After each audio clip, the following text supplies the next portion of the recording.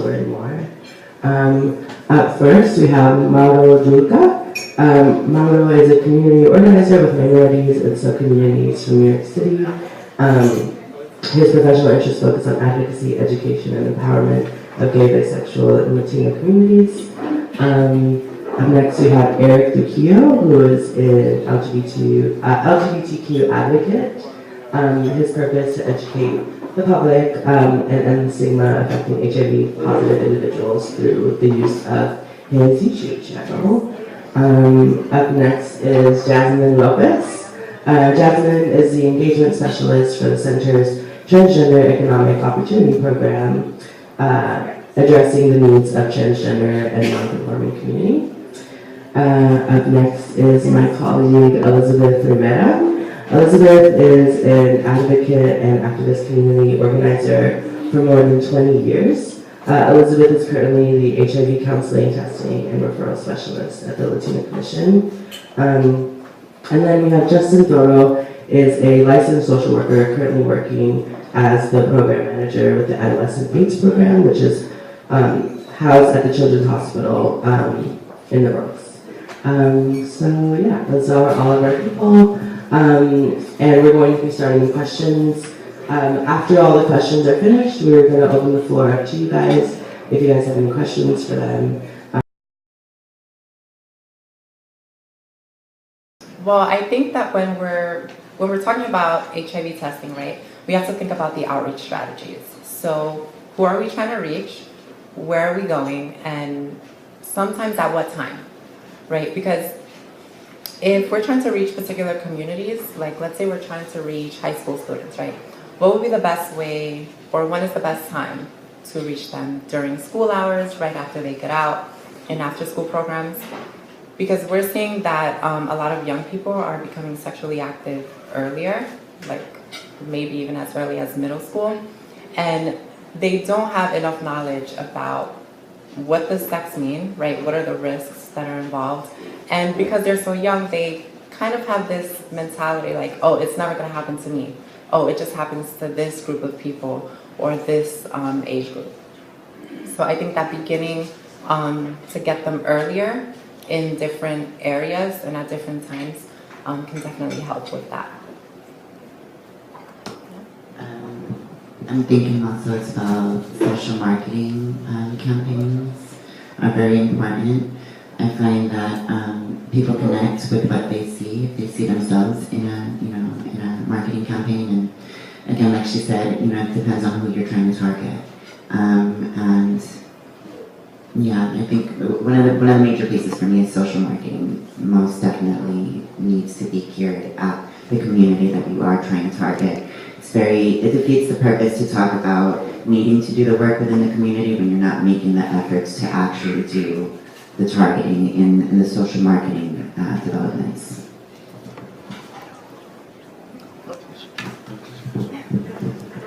To talk about the part of retention and care, you really have to make sure that any agency or clinic, hospital setting is providing culturally competent care. You can't have a provider that doesn't understand Latino culture, religion. If somebody is a part of a certain religion and they're talking about that they hear voices or they speak to certain people, a doctor may think they're crazy. But in still, it's actually part of a religious culture that we as Latinos understand and promote. So if you are having providers, whether it's social workers, nurses, doctors, that don't understand our community, then we're actually at a disadvantage because we're not having all of our healthcare needs met in that setting. And it's completely within our right to leave that doctor and find a doctor that will empower us to be part of our healthcare instead of just coming in, having 15 minutes, and then leaving. My opinion is pretty simple. If we know the numbers are really high in the Latino community, I would just suggest make sure we have the funds to target the community where they are. Usually, for instance, Bronx, I've seen some statistics and it's pretty scary. So whoever's in charge of that, just make sure that the funds are there so we can do something with it. Good morning. Well, personally, I believe that acknowledging, like I hear them mentioning, the different ways that we communicate nowadays have changing. Also, the way that we communicate this information to the community has to change too. Also acknowledging just because I'm Latino, when we talk about Latino culture, I'm Latino and I can't even define what the Latino culture is in general. Acknowledges that there's a difference within the Latino community and applying this to these strategies. I think that would be a good way to reach out to these communities. At the same time, also, I think that will help on late testing will be to include these communities. Include these communities that most of the time are oversight, or most of the time are not even acknowledged at all, just because different social factors. New York City is one of the fast growing communities of immigrants. One of the fastest communities that have been changing since 2014 has been the South American immigrants, Latino community. So just acknowledging all these changes and bringing this to the equation, I think that will make an impact on how these strategies are working. I firmly believe that several times when we talk about late testing, that's the end result of something. And although it helps to focus on that problem, I don't think that's going to resolve that problem in general. That's just a solution. So we need to target what is the root cause of these numbers. So, and in terms of care, I think politics play a big part of it. And we can see nowadays that the current president is throwing some mixed messages that actually are confusing and creating some barriers. So I think we need to have a strong base of referrals of information, because a lot of information most of the time just creates confusion. Once you make a decision that you want to get tested, then where do you get tested? I think a lot of times we just focus on the client and just emphasizing that the client is the problem, he's not coming to get tested. But most of the time we don't see what we're doing. And I think one of the big things for late testing is access to getting tested. We know for a fact that a lot of immigrants, and I'm just going to talk for the community that most of the time at work, which is Central Americans, Mexicans, Guatemalan, Hondurans, and also South American, a lot of undocumented immigrants, they usually work on labor. So usually they're off, or their availability of time is late at night or in the weekends. So we can see most of the time some policies say don't get tested on the weekend, or it's a few places where you can go late at night. I know a lot of strategies just rely on good intentions, but we can see that sometimes good intentions are not always the best action or the best course. Just to give you an example, when people go, I see a lot of places where they go get tested on the clubs, but sometimes when you go to a club or bar, that's not the first thing that you want to do, And I think also that can stigmatize to get tested. So, so just that, for testing.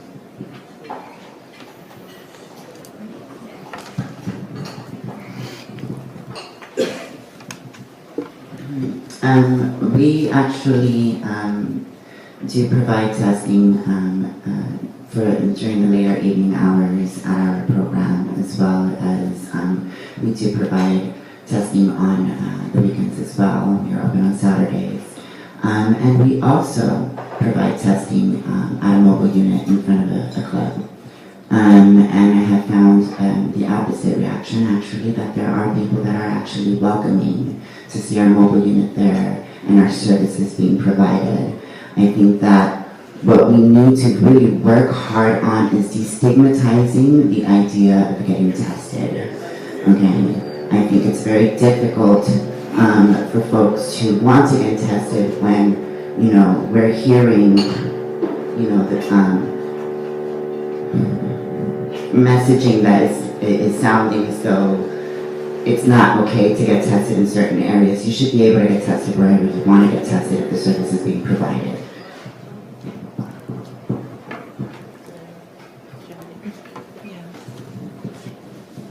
So I wanted to add something regarding language. Last year, I think there was a point that was made that language is very important in terms of making sure that people get tested and get connected to care.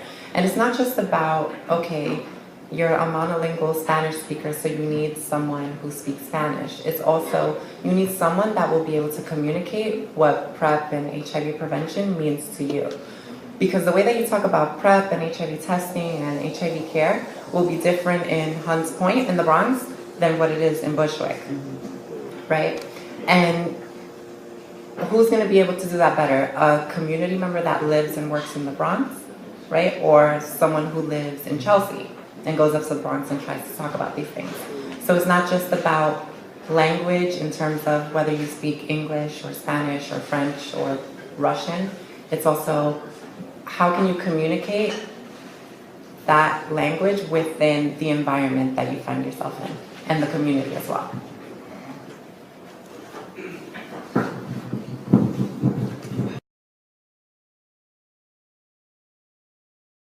And unfortunately they are not accessing this service because of stipulations and laws and policies that deny them the right to this service that will allow them to prevent an HIV infection or to protect themselves. Luckily, within the next few months, we will see changes in that, but you know, just to give an example, we had a young person that was part of the foster care agency system back in August, came to us wanting to PrEP. Unfortunately, the agency did not have medical authority for this young person. 2 months later, they came back HIV positive. So this was a complete missed opportunity to avoid HIV infection. And we know, as you know, our colleague said, young people are having sex at a much earlier age than probably we were having. But if we are not giving them the full access to what is useful to them and what is going to help protect their sexual health and their sexual freedom, then you know we're actually doing them a disservice again. And for individuals and providers and agencies that sex shame, that also needs to be addressed as well. Is, you know, there's this term thought and things like that, and there's such a negative connotation to that. Instead of you know, instead of downplaying somebody's sexual practices and you know, telling them that it's wrong to feel that way or it's wrong to think that way, we need to empower everyone to know that sex is great, sex is wonderful, and I'm pretty sure everybody in this room loves sex too sometimes. So it's empowering anybody to be sex positive because in our culture, you know, I'll even use a nice thing in my family, sex wasn't always promoted as a positive thing. It was, you need to wait till marriage, or you need to wait till you do this, or you need to do that. And I was so not for that, that I felt I was doing something wrong instead of actually giving into something that felt so right and was so right. So it's really making sure that we are coming from a sex positive perspective to make sure that for my population, adolescents, they know that they can enjoy sex because it is natural, it is something that they should be able to do, but how they can do it both safely and smartly. I will say that for the trans community, at least in my experience, they aren't accessing PrEP and PEP as much as they need to be. Mainly because either the service providers they're accessing aren't competent enough culturally, or the social marketing is not targeting them. A lot of these girls, you know, do survive off of survival sex work. You know, it's difficult to sell it to them when they have all these other myriad of things that they're dealing with, and then you tell them that, you know, they have to take this pill, and this pill may have, you know, some slight side effects, and there's a process that goes around it. There's this kind of fall off, and it's also in the way that we're delivering that message as well. You know, again, it's finding a way of, you know, really, you know, getting to the root of how we're providing the messaging to the community and who we're doing it to.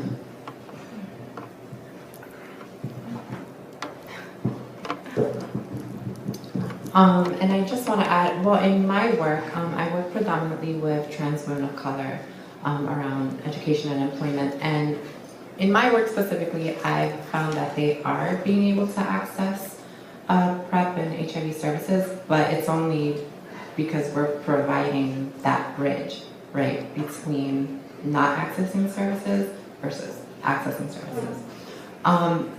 And a lot of the time I hear conversations about, okay, we need to make sure that trans women of color are on PrEP, right? HIV testing, HIV prevention, and care. But there's barely any mention of the trans masculine folks. There's no mention about intersex folks. And what about them? You know, there's barely any information that can even begin to address the needs that they have that we don't know about. I'm not a professional. I can only offer my opinion based on my experience as somebody being positive for at least 8 years. And a lot of people actually, I guess, trust me because I'm positive and they can just ask me these questions. So as far as like the whole PrEP, I have had a lot of questions and a lot of concerns, but I feel like a lot are accessing it.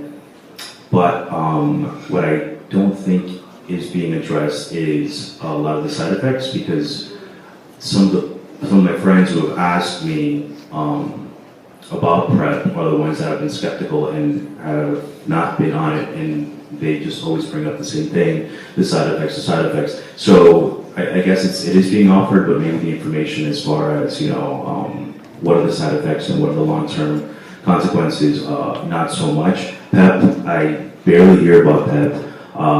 I don't think that that's been discussed much, even though PEP was way before PrEP. So I think PEP needs to be definitely discussed more. Yeah.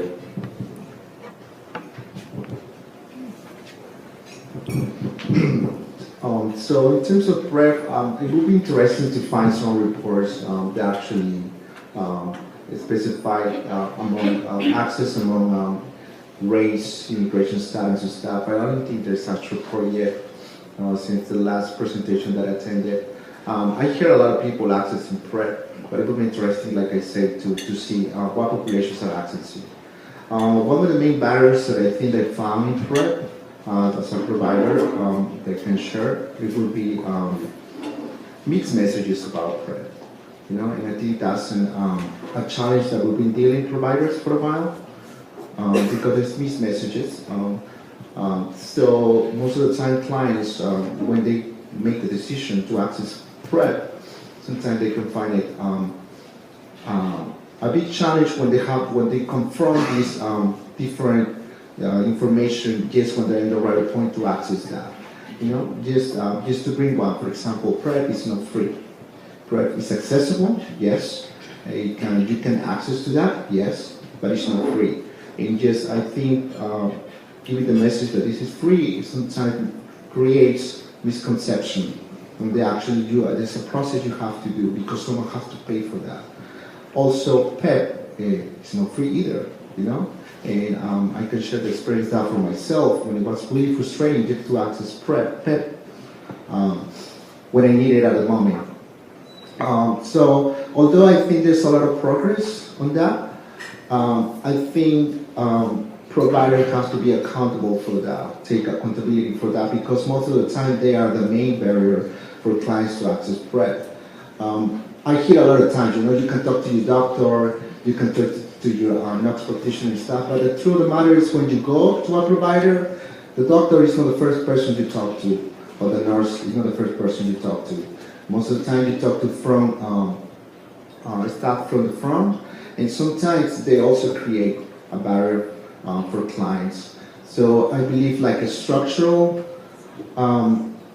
information to make sure that also organizations structure these mechanisms so where clients can actually access the right information at the right time will be really beneficial for several communities to access that.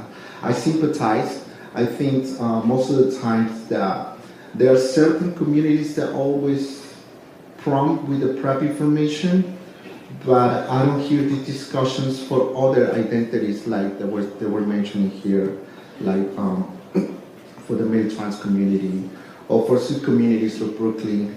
I think that also will improve access on PrEP and PEP. Most of the time it's sad for me to find out the clients want to learn about PEP or PrEP when there's already been an incident. Most of the time, that's my experience. I think that's what can I share about PrEP.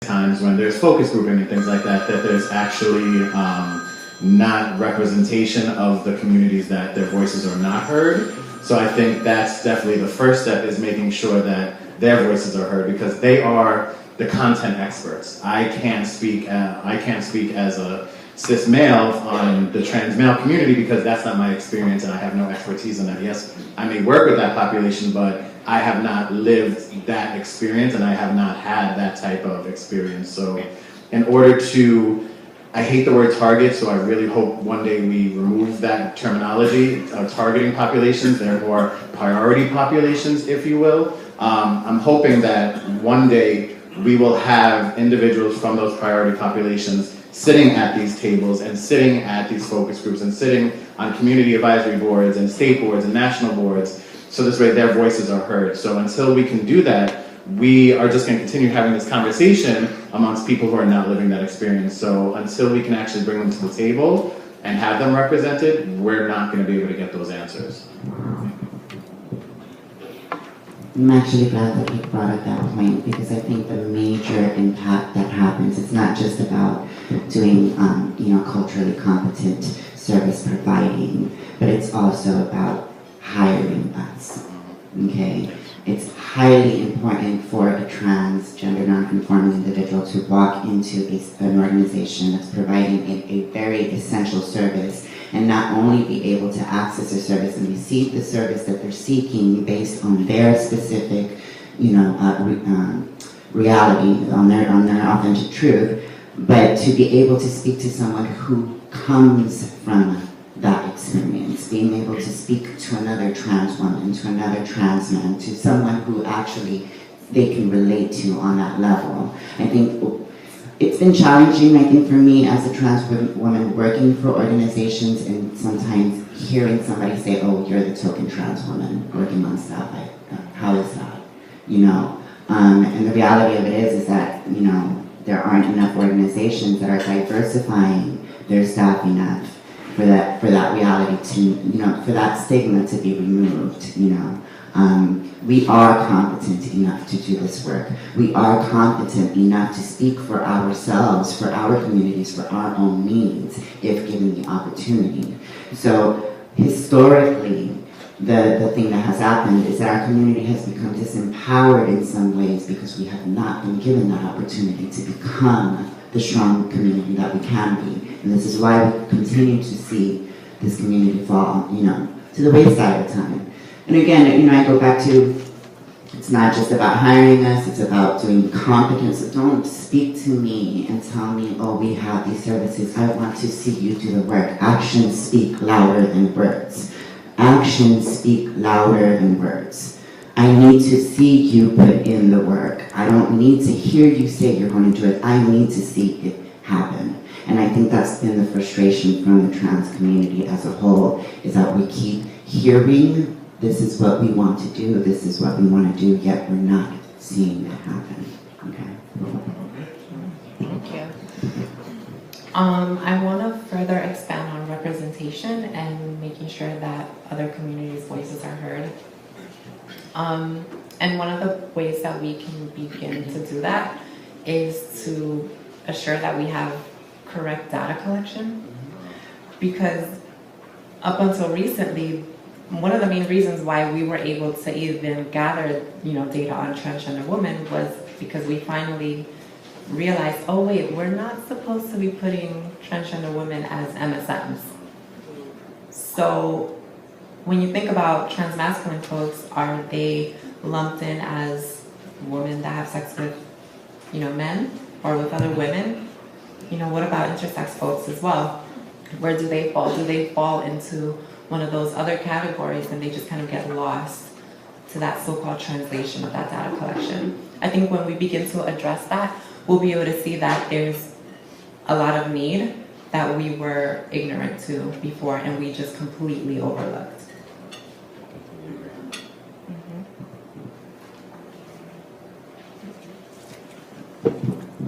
You know,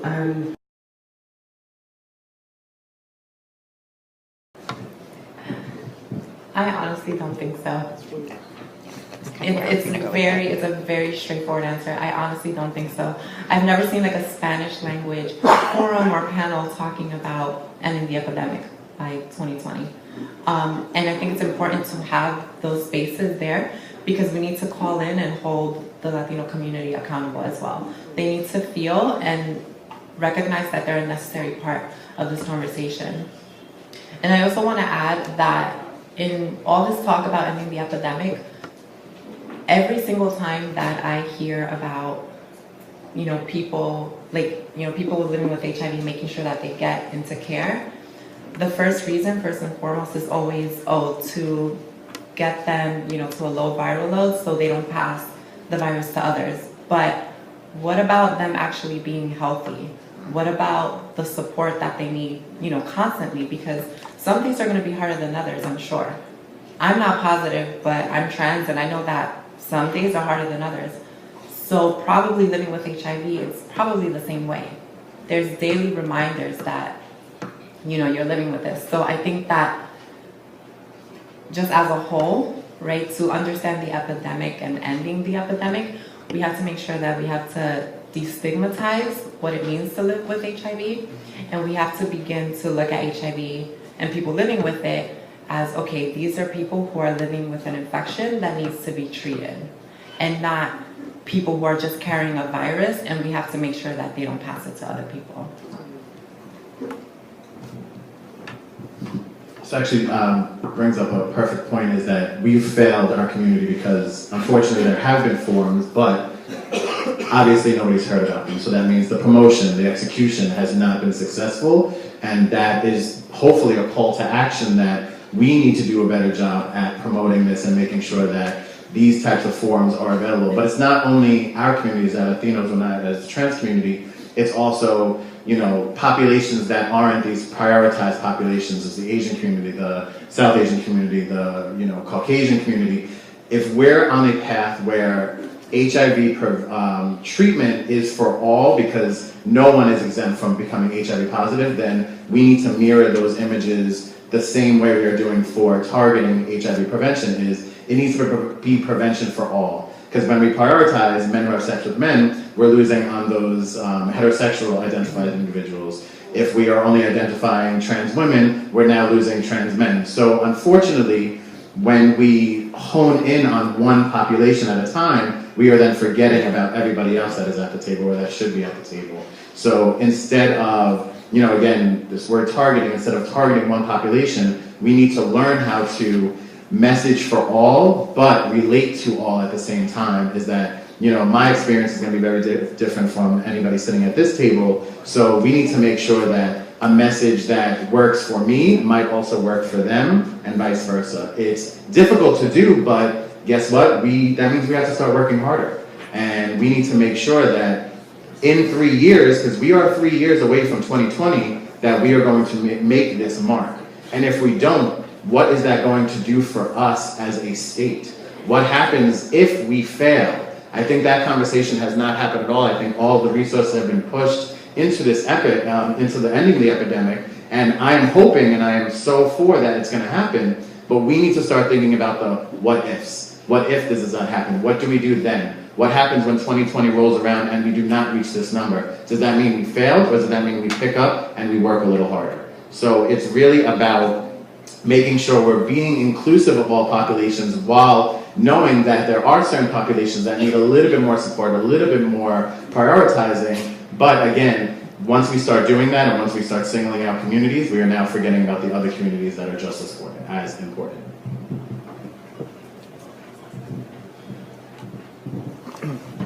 Just briefly, I think this is a great initiative, and actually it's a milestone for the state to have, from the top down, initiative to actually target the strategies to end the epidemic.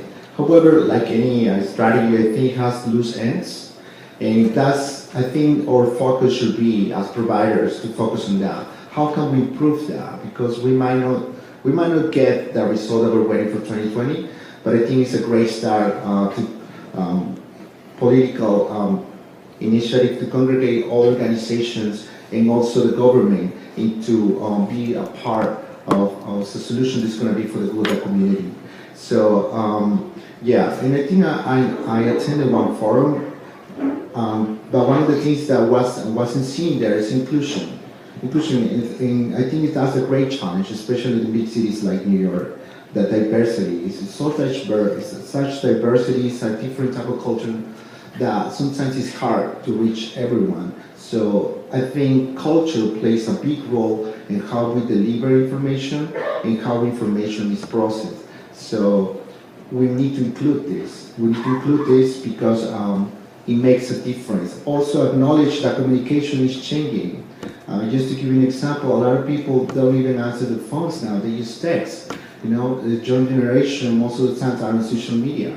Although we come, I'm from 1982, so I come from a generation where we didn't even used to text, you know, we didn't even have phones, cell phones, you know, so I know a lot of people can relate to that, but it's amazing how people process information and how this is so rapidly changing. So these have to play a part on how information is being processed. You know, so all these several loose ends might be have to be considered to target such powerful initiative, and hopefully someday we can. This can be something of the past, something that we can learn to target other diseases.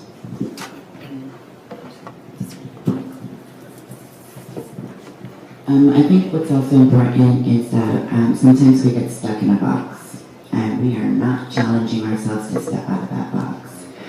Step out of your boxes. Get creative with your messaging, get creative with your approach. Hey, don't be afraid to get sexy with it. It's okay.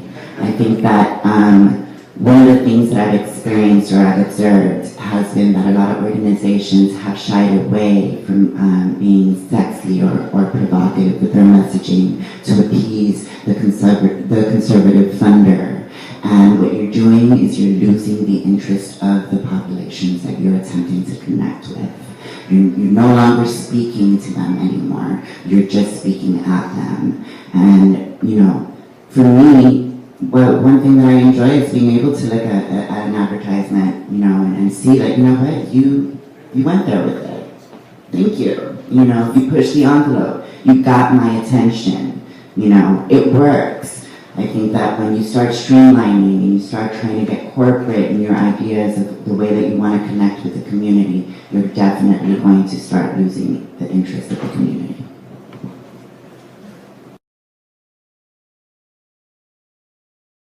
The medication that they reach viral suppression. I think first we have to empower the HIV positive community. I think a lot of times the goal is just, like I believe Elizabeth or Jasmine had said, let's just get them undetectable. We're just numbers, and we need to get empowered with that. And also, if we really want to get to that 750 number, ending that epidemic, I haven't heard anything about the crystal meth epidemic. And it's absolutely terrifying. I see it almost every single day on Grindr, Chat, Craigslist. The only organization I've heard this talk about is ACT UP, which I love. So I would love if ACT UP would somehow talk to everybody else and try to address the crystal meth epidemic because it's really bad. That's all.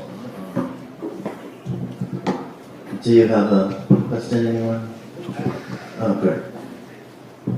So I just have a comment. Thank you so much for the information. But at Mount Sinai, I know in the city level, also that we need to get more work with the young people and over 50, more culturally responsive work that's meeting their needs, also culturally responsive work for Latinos. But I also want, in the spirit of Ms. Rivera, I want to ask you, what are some out-of-the-box strategies, and for Mr. Trujillo also, that because crystal meth and substance use is so highly stigmatized, how can we work with these populations? What are some ideas that if you had the opportunity to create interventions or some sort of work or social marketing campaign, what do you think would engage that population?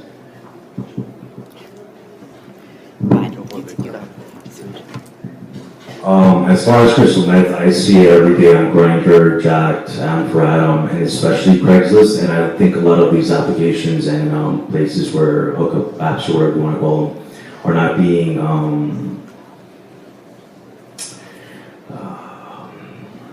I guess prioritized, not targeted.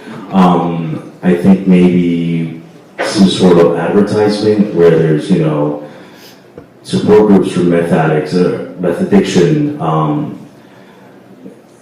Just so that they at least see that message, and also, I don't want to say we would have to flag them. Like, I know I report every single time I see capital T or clouds or whatever. But yeah, basically go where they are, and I know that the way they communicate is through their Craigslist especially. Interestingly enough, I actually picked up some crystal meth flyers yesterday at an event that I was at to bring back to my organization to have a discussion with my supervisor about starting to create, social marketing material, blah, blah, blah. Anyways, but as I'm sitting here, I'm also realizing I just literally had a conversation with a young man 3 days ago on Facebook who I responded to his post. He said that we aren't having enough conversations about crystal meth use. And I told him, actually, yes, we are. There are forums out there, there are support groups, and he's like, well, why am I not hearing about them? And I kind of got stuck on stupid. Didn't know how to respond to him, because that is real. Here's a young man basically telling me, I'm not hearing about it, and I think that crystal meth is real, not only in the gay male community. I know trans women that use crystal meth. It's a real thing. And I think also it's about maybe creating a documentary project or doing some type of web series or doing a really disconcerted effort to really do, again, a social marketing campaign focusing on crystal meth use amongst the trans and gay male population. Again, stepping outside of the box. I can't stress that so much. I don't know if you've noticed me, if you've actually taken a good look at me. I'm a pretty alternative girl as it is already. I'm not into, I'm not very vanilla, let's put it that way. I am a girl that lives outside of the box every single day of my life. And I think that that's what allows people to kind of connect with me a little bit more, because they're like, there's something about her that I want to know and connect with, because she lives her life to a different beat of her drum. And that's the way that I lead my work, is to a different beat of a drum, okay? I'm not trying to do it the way the CDC necessarily, I'm not putting down the CDC, but I don't necessarily identify as an MSM. And when I continuously, I get frustrated, when I feel like we're in 2017 and I'm still finding out that you're putting me in that box that I don't live in on a daily basis. Yeah, there's a huge barrier there. Get out of the box. Get out of the box.